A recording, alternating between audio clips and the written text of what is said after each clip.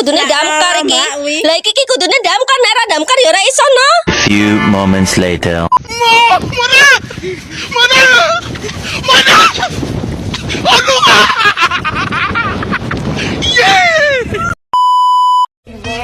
Just a feeling that I want you behind because it's something that is so just in my mind. I guess it goes that.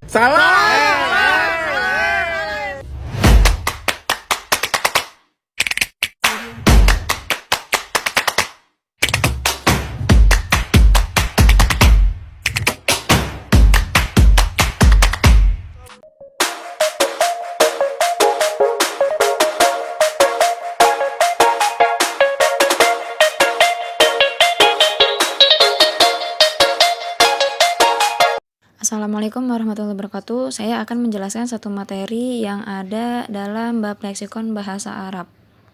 Baik, saya akan menjelaskan mengenai mu'jam dan qomus sebagai penyimpan leksikon. Dan selanjutnya yaitu pengertian mu'jam, qomus, dan leksikon. Mu'jam adalah suatu buku yang memuat mufrodat atau kosakata bahasa Arab dengan memaparkan penjelasan, interpretasi, atau penafsiran maknanya yang disusun secara sistematis dan ada kalanya berdasarkan alfabetis atau abjadnya dan ada kalanya berdasarkan tema-tema atau makna tertentu. Jadi, mu'jam ini adalah suatu buku yang memuat banyak mufrodat atau kosakata yang disertakan dengan penjelasan untuk penafsiran maknanya. Qomus adalah suatu buku rujukan yang memuat daftar kata atau gabungan kata dengan keterangan mengenai berbagai segi maknanya dan penggunaannya dalam suatu bahasa, biasanya disusun menurut abjad. Nah, biasanya qomus ini kita gunakan untuk mencari arti, asal-usul, atau sinonim atau antonim suatu kata, dan qomus ini biasanya tersusun menurut abjad. Selanjutnya ada leksikon. Leksikon adalah istilah teknis untuk komponen bahasa. Komponen bahasa yang dalam leksikon adalah semua informasi tentang makna dan pemakaian kata dalam bahasa atau yang berarti perbendaharaan kosakata. Leksikon ini adalah perbendaharaan kosakata. Maka dari itu, mu'jam dan qomus disebut sebagai penyimpan leksikon. Selanjutnya yaitu mu'jam dan qomus juga memiliki fungsi. Fungsi mu'jam itu untuk mencari dan memahami penjelasan atau tafsiran makna kosakata atau istilah dalam bahasa Arab. Nah, jadi kalau kita mau mencari penjelasan atau tafsiran makna kosakata atau istilah dalam bahasa Arab, kita menggunakan mu'jam. Dan fungsi qomus. Fungsi qomus itu sebagai alat pembelajaran komunikasi dan pemahaman bahasa. Biasanya kita gunain qomus itu kan untuk mencari kosakata yang pernah kita dengar maupun yang belum kita dengar. Qomus juga disebut sebagai alat komunikasi. Nah, maksudnya apa sih kok disebut sebagai alat komunikasi? Karena kan kalau kita mau bicara bahasa Arab ataupun Inggris, terus kita nggak tahu, nah apa nih kayak kosakata ini artinya apa? Nah, kita bisa cari di dalam kamus tersebut. Pembahasan selanjutnya yaitu tentang jenis-jenis mu'jam.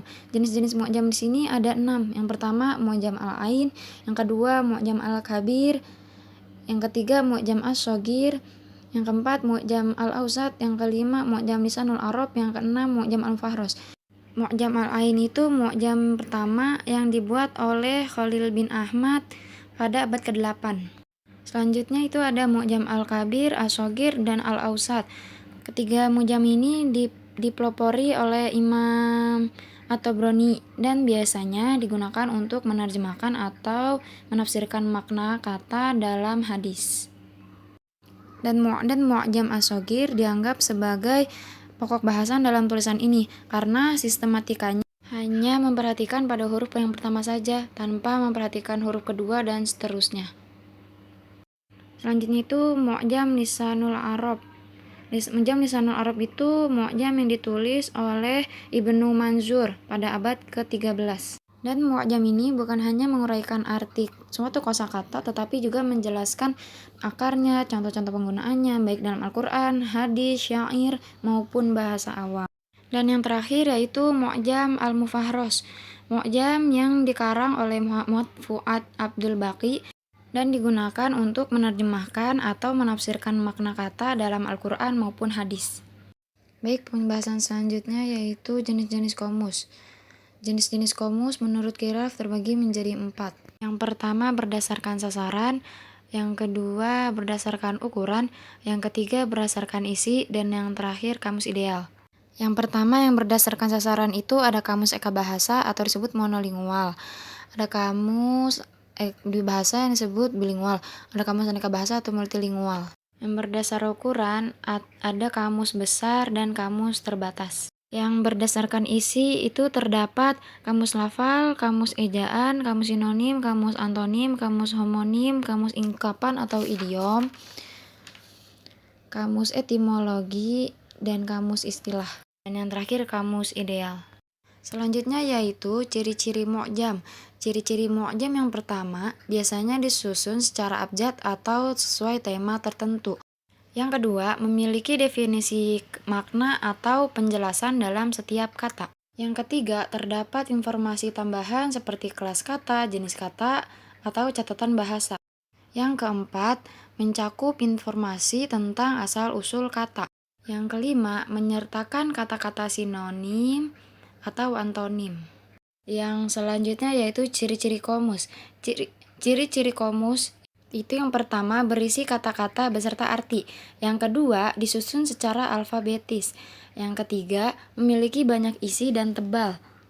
Yang keempat terdapat sinonim atau antonim. Yang kelima terjemahan ke bahasa lain. Yang keenam mencakup informasi tentang asal-usul kata atau etimologi kata. Yang ketujuh menjadi panduan pengucapan.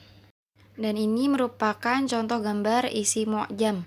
Di sini menjelaskan kalau al-mithaliyu itu maknanya wasfu likul lima huwa kamilun fi babihi kal khuluqil mithaliyi wal lawhatil mithaliyah. Yang artinya yang ideal. Deskripsi segala sesuatu yang sempurna dalam bidangnya, seperti kepribadian yang ideal dan lukisan yang sempurna. Jadi mu'jam ini memang untuk mencari makna dari satu kata. Wa'afu minkum, saya awali dengan salam dan saya akhiri dengan salam pula. Wassalamualaikum warahmatullahi wabarakatuh.